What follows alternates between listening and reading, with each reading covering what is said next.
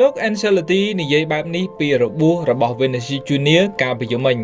គ្រូបង្វឹក Real Madrid លោក Carlo Ancelotti បានចេញសារវិជ្ជមានមួយជុំវិញបញ្ហារបួសផ្លូវរបស់កីឡាករ Vinicius Junior ក្រុមស្ដេចស Real Madrid បានបង្កភាពភ្ញាក់ផ្អើលយ៉ាងខ្លាំងក្រោយពួកគេទទួលជ័យជំនះ 1-0 នៅក្រៅដីលើក្រុម Celta Vigo ខណៈដែលខ្សែបម្រើថ្មី Jude Bellingham ជាអ្នកសុទ្ធបញ្ចូលទីនៅនាទីទី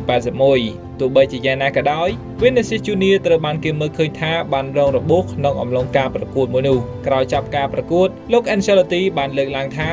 ដំបូងពិតជាមានការព្រួយបារម្ភប៉ុន្តែវាមិនធ្ងន់ធ្ងរឡើយហើយយើងក៏មិនមានគម្រោងក្នុងការនាំយកកីឡាករថ្មីដែលអាចរកគ្រាប់បាល់បានដោយគ្មាន Vinicius Junior ដោយតែបានធ្វើនៅថ្ងៃនេះឡើយតែរូគេមិនអាចលេងទល់នឹងក្រុមកាតាហ្វេបានទេដោយយើងមិនចង់ប្រថុយគួរបញ្ជាក់ផងដែរថានេះគឺជាការប្រកួតលើកទី3សម្រាប់ Real Madrid ក្នុងលីកកំពូលរបស់ España La Liga ដោយមាន9ពិន្ទុឈរនៅលើកំពូលតារាង